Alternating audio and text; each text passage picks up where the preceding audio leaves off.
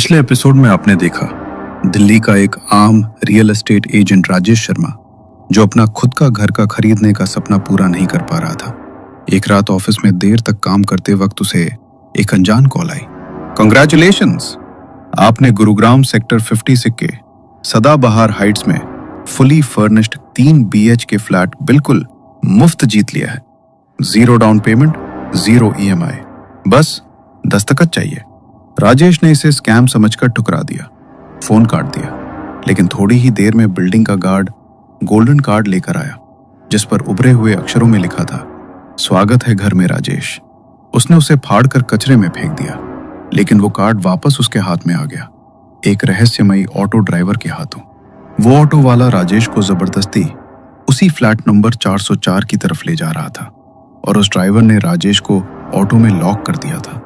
उसने हिम्मत दिखाई, स्टीयरिंग छीनी, ऑटो क्रैश कर दिया और ड्राइवर को पीटने लगा, लेकिन भीड़ ने गलतफहमी में राजेश को ही पीट पीट कर अधमरा कर दिया।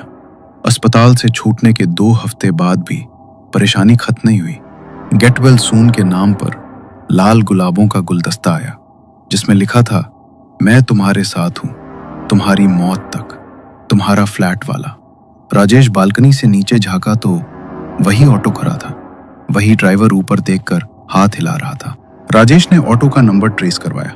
RTO से पता चला गाड़ी का मालिक विकास कुमार, पता फ्लैट नंबर 404 सदाबहार हाइट्स, सेक्टर 56, गुरुग्राम।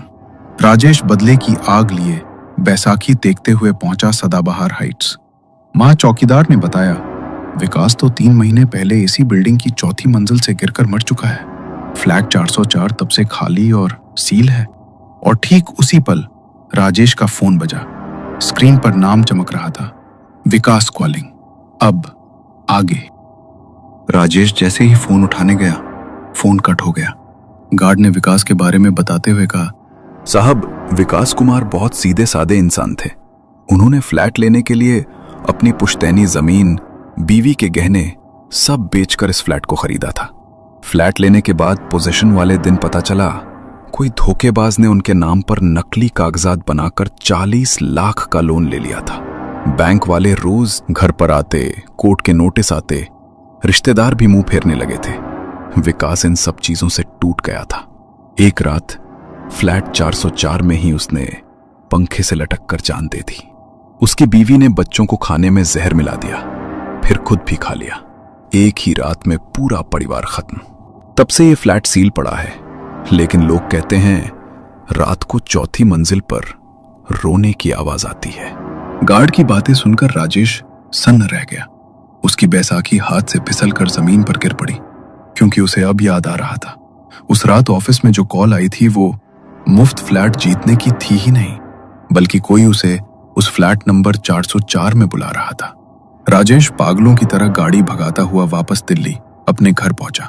उसके दिमाग में बस एक ही बात थी कि इस मुसीबत से कैसे बचा जाए। वो घर पर आकर बैठा ही था, तभी दरवाजे की घंटी बजी। राजेश का दिल धक से रह गया। उसने डरते डरते आई होल से देखा। बाहर कोई भूत नहीं, उसका बचपन का दोस्त और बिजनेस पार्टनर अमित खड़ा था। राजेश ने दरवाजा खोला। अरे भाई राजेश, क्या शेर की तरह मौत को चकमा दे के आया तू? वेलकम बैक यार। बस यार, दुआओं का असर है। तू बता कैसा है? मैं तो बहुत बढ़िया हूँ भाई, और तेरे लिए एक खुशखबरी लाया हूँ। क्या? कैसी खुशखबरी? जल्दी बोलना, सस्पेंस मत बना। वो सब बाद में बताता हूँ यार, पहले 120 छुट्टे दे दे। नीचे ऑटो वाला खड़ा है, मैंने कहा था रुक अभी आता हूँ। मेरे पास सिर्फ 500 की नोट है। राजेश ने रुद्र को आवाज लगाई। रुद्र बेटा, जरा नीचे जाके ऑटो वाले अंकल को पैसे दे आओ। रुद्र ने पैसे लिए और लिफ्ट की तरफ भागा। राजेश और अमित सोफे पर बैठे चाय पीने लगे। अमित ने एक मोटा लिफाफा निकाला और राजेश की गोद में रख दिया। तेरी 20 लाख की पेमेंट, डील फाइनल हो गई। ठीक उसी पल राजेश का फोन बजा। स्क्रीन पर नाम चमक रहा था, विकास। राजेश का चेहरा एकदम सफेद पड़ गया। उसने कांपते हाथों से कॉल रिसीव किया। हेलो। पैसे मिल गए ना राजेश?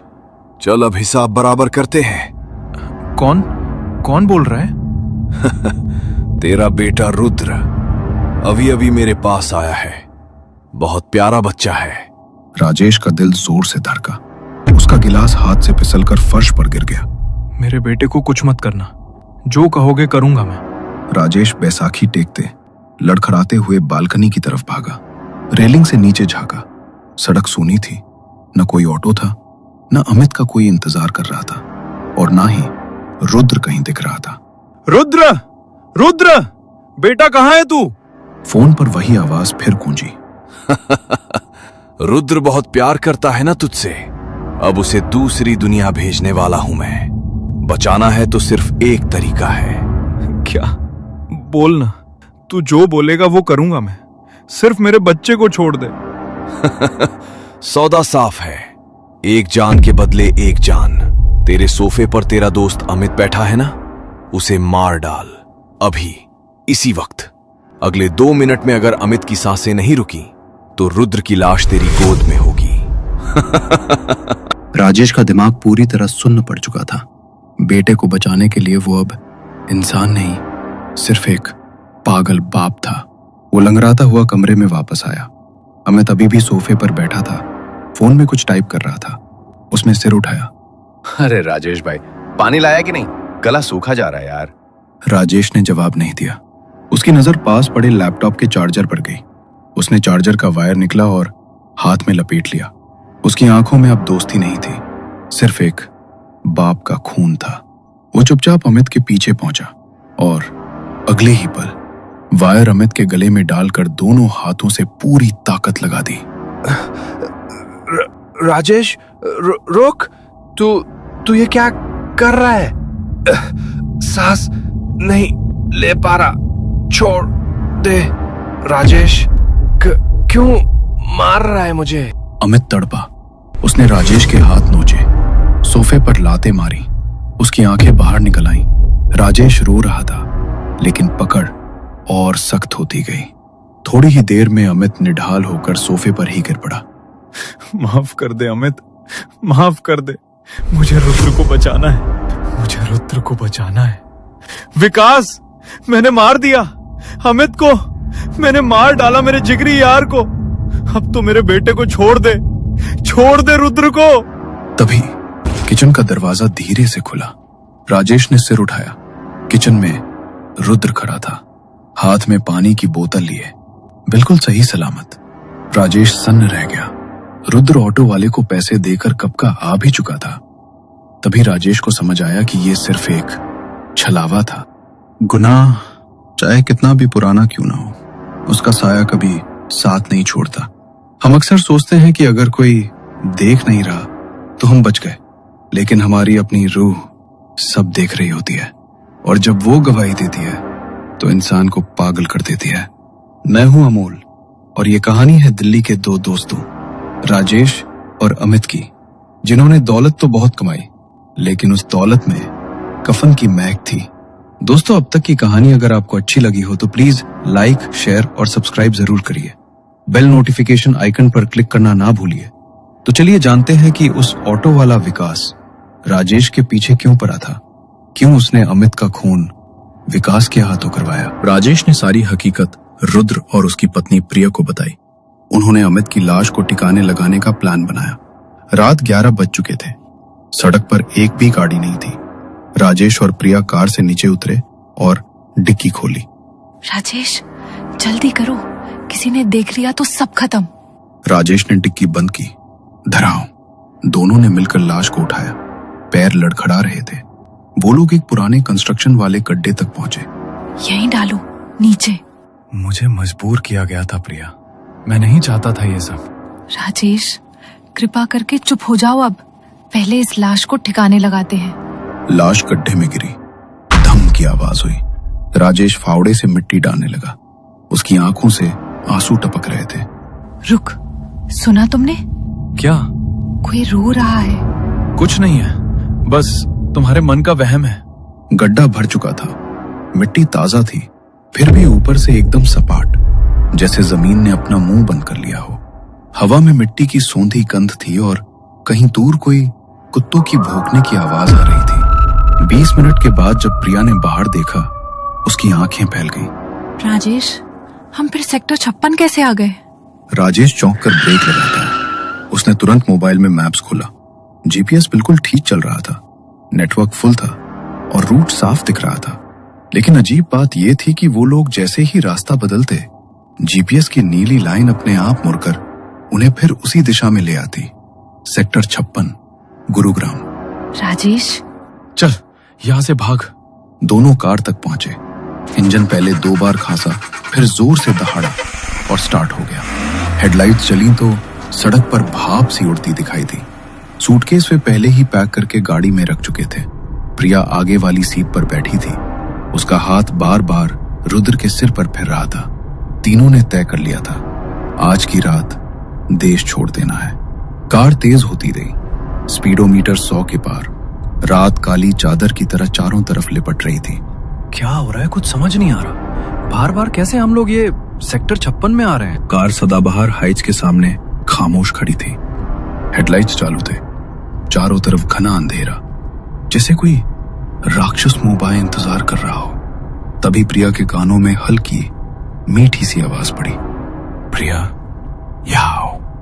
वो आवाज सीधे उसके दिमाग में गूंजी। प्रिया की आंखें एकदम खाली हो गई।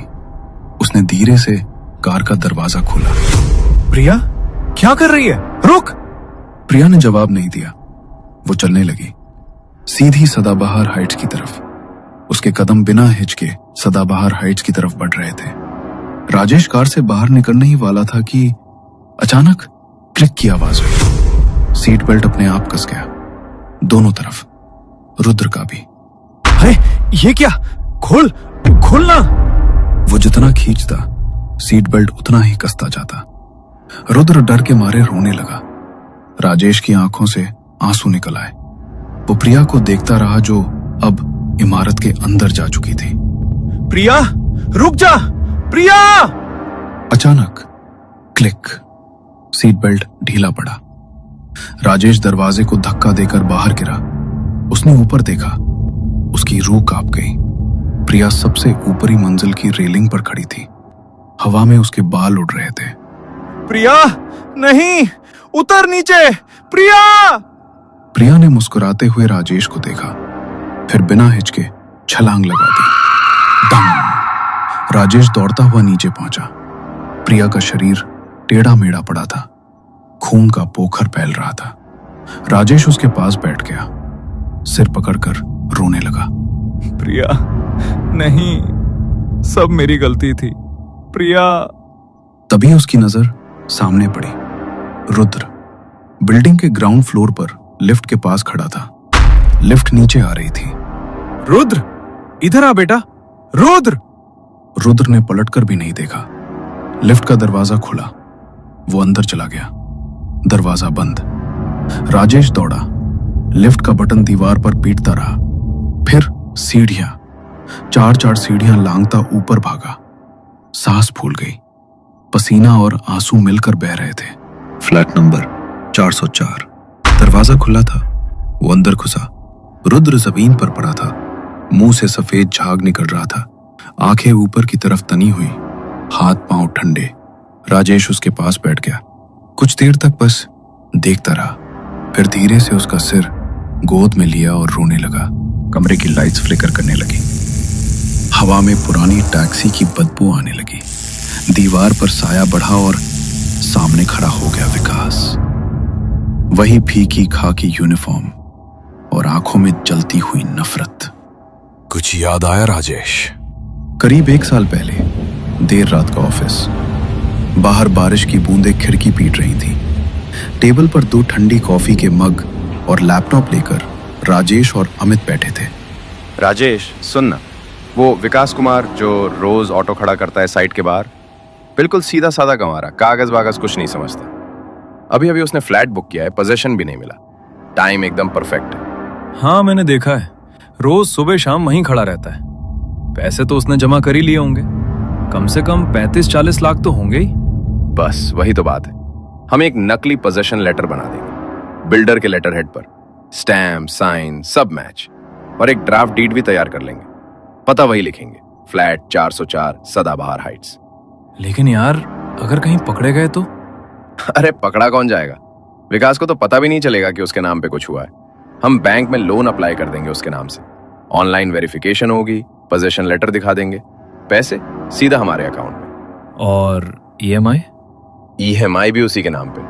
बैंक को लगेगा ग्राहक ने खुद लोन लिया है। विकास जाएगा भर बिल्डर के चक्कर काटने, कहेगा मुझे पोजीशन नहीं मिल रहा। बिल्डर बोलेगा हमने तो दे दिया, बैंक बोलेगा लोन तो चल रहा है। तीनों आपस में लड़ते रहेंगे। वो बेचारा कुछ समझ ही नहीं पाएगा। मतलब हम 40 लाख साफ ले लेंगे और वो बंदा EMI भरता रहेगा, या भर नहीं पाया तो रिकवरी वाले उसके घर पहुंच जाएंगे। एग्जैक्टली हमारा नाम कहीं नहीं आएगा। तू बस बिल्डर की मेल आईडी स्पूफ करके वो पोजीशन लेटर भेज दे, बाकी मैं बैंक वालों को मैनेज कर लूंगा। ठीक है, कर लेते हैं। एक मेल एक लेटर, बस फिर जिंदगी सेट। डन भाई डन। दोनों हंस पड़े। उनकी हंसी ऑफिस की खाली दीवारों से टकराई। उन्हें पता नहीं था कि यही हंसी एक दिन किसी के गले की फांसी बन जाएगी। तेरी वजह से मेरा पूरा परिवार मर गया। बीवी ने बच्चों को जहर दे दिया, खुद फांसी लगा ली। मैंने तुझे जिंदा इसलिए रखा था कि तू भी देखे अपने बच्चे को, अपनी बीवी को अपनी आंखों के सामने मरते हुए। राजेश ने सिर उठाया। उसका चेहरा टूट चुका था। विकास, मैं तेरा गुनहगार हूं। जो मर्जी सजा दे दे। मेरा रुद्र चला गया, मेरी प्रिया चली गई। अब जीने का कोई मतलब नहीं बचा। मार दे मुझे, बस मार दे। विकास ने कुछ नहीं कहा, बस एक बार आंखों में देखा। राजेश की आंखें खाली हो गईं। वो धीरे से खड़ा हुआ, जैसे कोई धागा उसे खींच रहा हो। उसने अपनी बेल्ट निकाली, कुर्सी खींची, पंखे में फंदा बांधा, गले में लूप डाला, फिर कुर्सी को धीरे से लात मारी। शरीर हवा में लटक गया, पैर 2 बार हिले, फिर सब कुछ शांत हो गया। विकास का बदला पूरा हो गया था। उसका साया धीरे धीरे हवा में खुल गया। कमरे में सिर्फ पंखे की चरमराहट रह गई। सदाबहार हाइट्स फिर खामोश हो गई, जैसे कुछ हुआ ही ना हो। दोस्तों, कर्मों का हिसाब कभी न कभी चुपता होता है। ऐसी ही डरावनी कहानियां सुनने के लिए सब्सक्राइब कीजिए once upon a horror stories YouTube channel को। बेल आइकन दबाना ना भूलें।